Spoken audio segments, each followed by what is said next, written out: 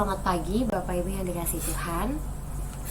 Bertemu lagi di dalam acara renungan pagi morning call GPIB bersama dengan saya Pendeta Jemaat Kristrilia Husen, yang mana pada saat ini saya melayani GPIB Jemaat Maranatha Tanjung Selor dengan 3 pos pelayanan dan kesaksian di wilayah Lembah Silo Gunung Seriang, Kanaan Pejalin, dan Anugerah Sekang.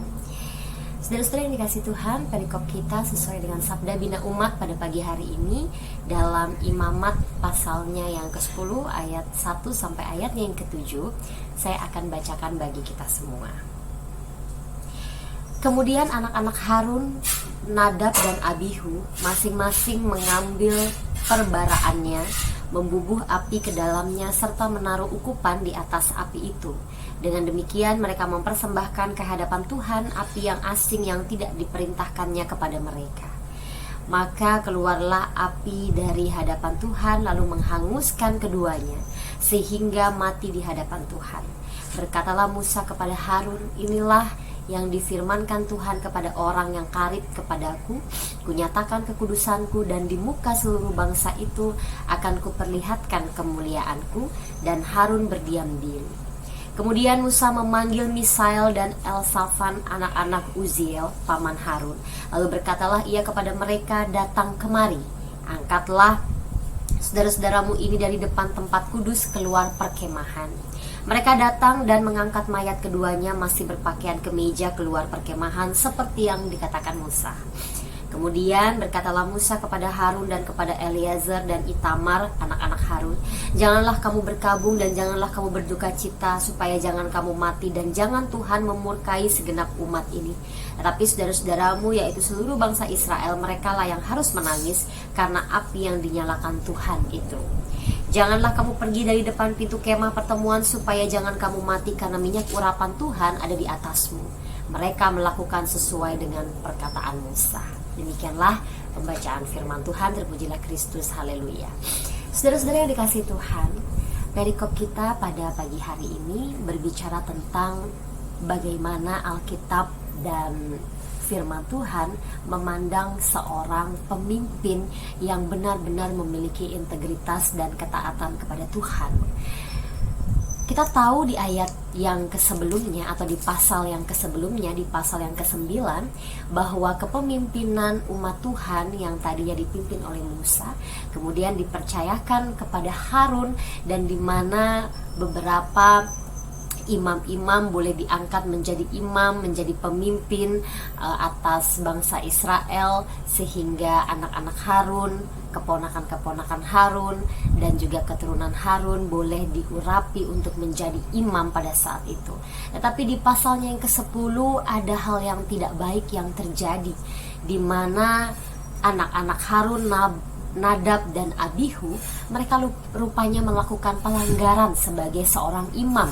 Padahal Nadab dan Abihu ini sudah diangkat menjadi kepercayaan pemimpin-pemimpin kecil di tengah-tengah bangsa Israel. Tetapi mereka melakukan pelanggaran, yaitu mereka mempersembahkan korban tanpa perintah atau tanpa komando dari Harun, baik Harun dan Musa. Sehingga persembahan yang harusnya bertujuan baik rupanya tidak berkenan di hadapan Tuhan, sehingga Tuhan murka. Dan di ayatnya yang kedua dikatakan, maka keluarlah api dari hadapan Tuhan lalu menghanguskan keduanya. Memang persembahan baik bagi kemuliaan nama Tuhan, tetapi dalam perikop ini kita melihat bahwa apa yang dilakukan oleh kedua imam, yaitu Nadab dan Abihu, yang mana mereka adalah anak-anak Harun, mereka mempersembahkan yang tidak berkenan bagi Tuhan karena mereka tidak mengikuti perintah dan tidak mengikuti apa yang harus dilakukan oleh mereka dengan aturan atau dengan perintah dari pemimpinnya, yaitu Harun dan Musa. Lewat perikop ini juga di sini dikatakan bahwa melalui Musa dan Harun, mereka seharusnya mengikuti apa yang dikatakan, apa yang diperintahkan, bahkan apa yang diucapkan oleh pemimpinnya. Tetapi justru yang dilakukan oleh Nadab dan Abihu, mereka melakukan tindakan dan sikap sesuai dengan keinginan dan kemauannya sendiri, bukan berdasarkan perintah dan aturan yang ada pada saat itu yang diberlakukan oleh pemimpinnya.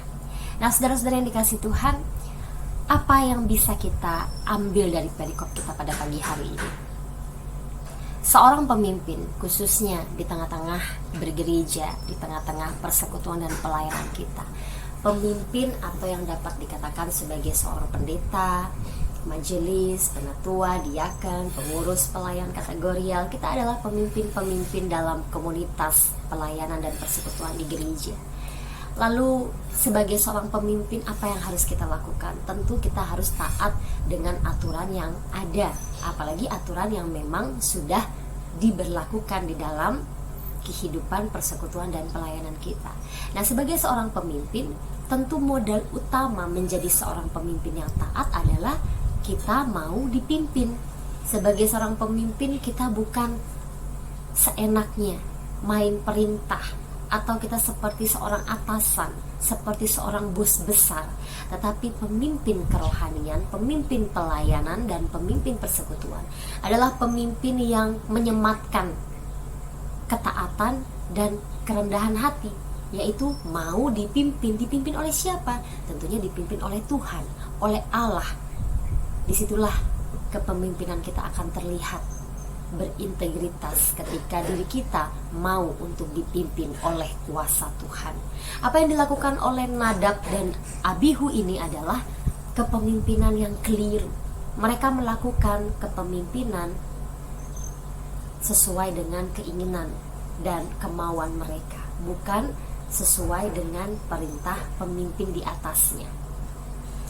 Sehingga pada ayatnya yang ke-6 dikatakan, kemudian berkatalah Musa kepada Harun dan kepada Eliazar dan Itamar anak-anak Harun, janganlah kamu berkabung dan janganlah kamu berduka cita, supaya jangan kamu mati dan jangan Tuhan memurkai segenap umat ini. Artinya ayat yang ke-6 ini adalah Harun diminta oleh Musa untuk tidak berkabung atas kematian anaknya, yaitu Nadab dan Abihu. Kenapa?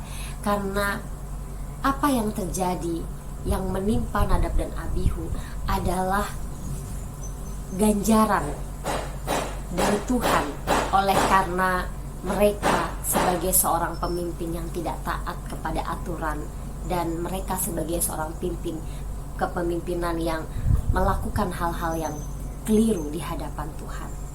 Saudara-saudara yang dikasihi Tuhan, menjadi seorang pemimpin di tengah-tengah kehidupan kita, persekutuan dan pelayanan, ada banyak yang kita temui tantangan, ada banyak yang kita temui yaitu godaan.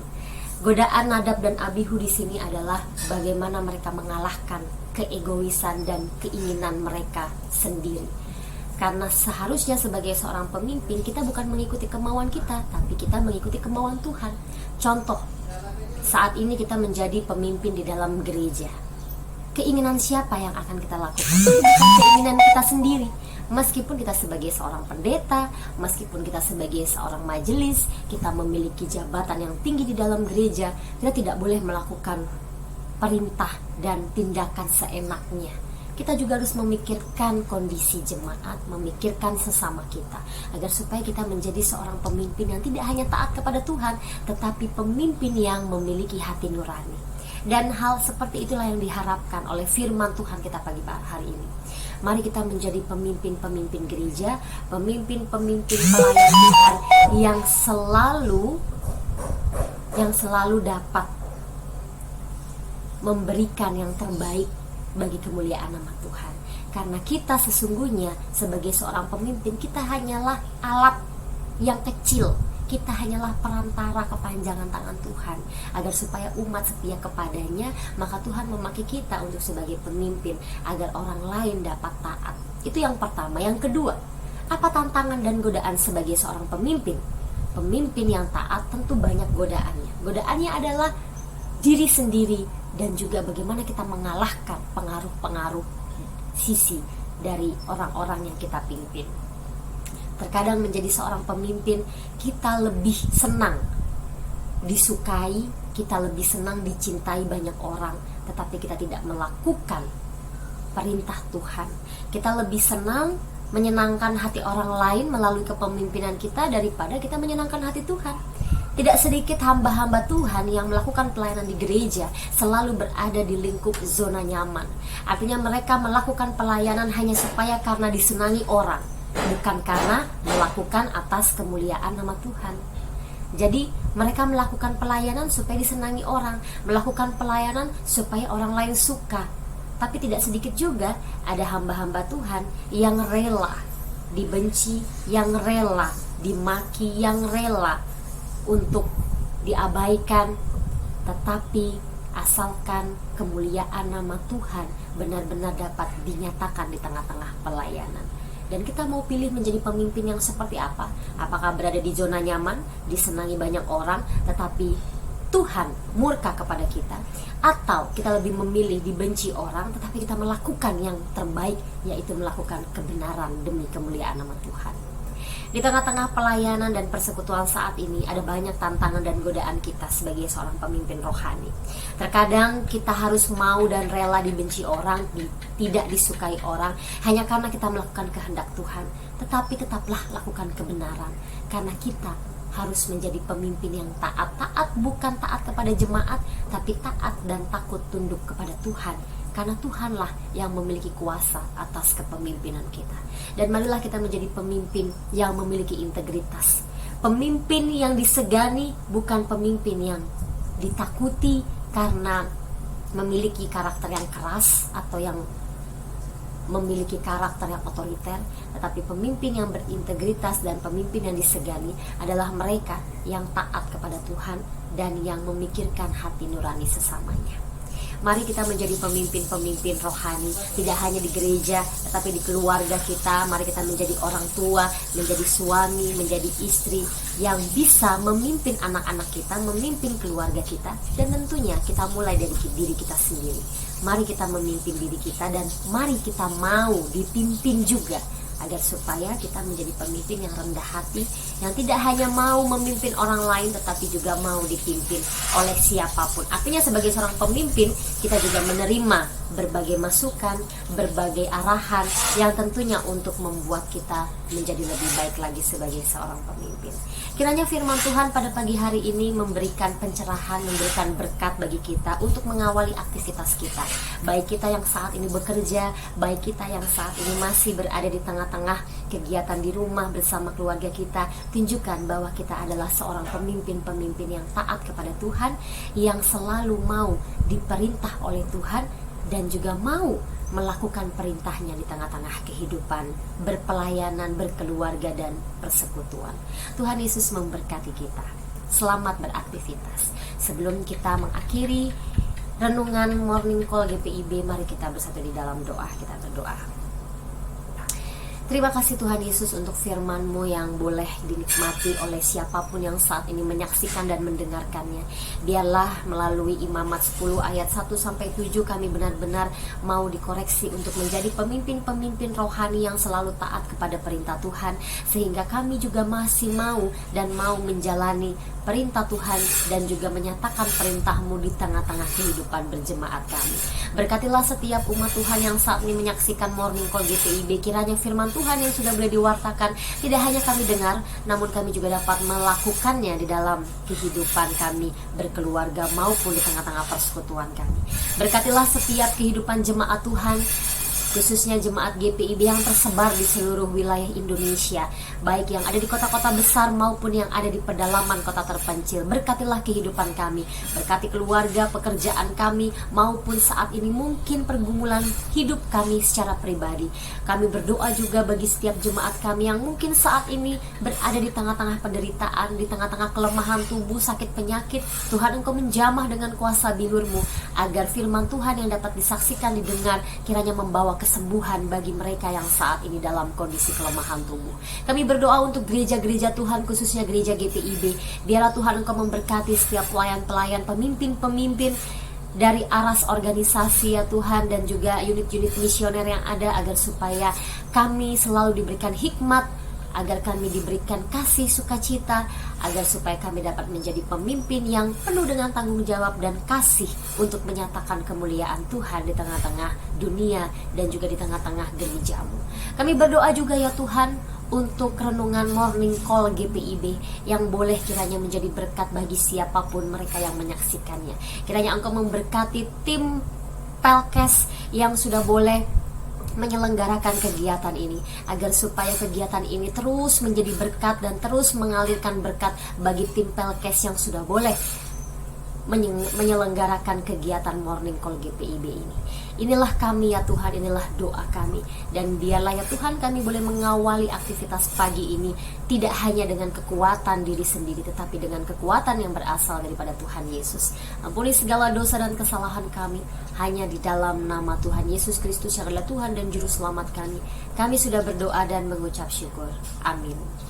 Sampai jumpa dan Tuhan Yesus memberkati kita.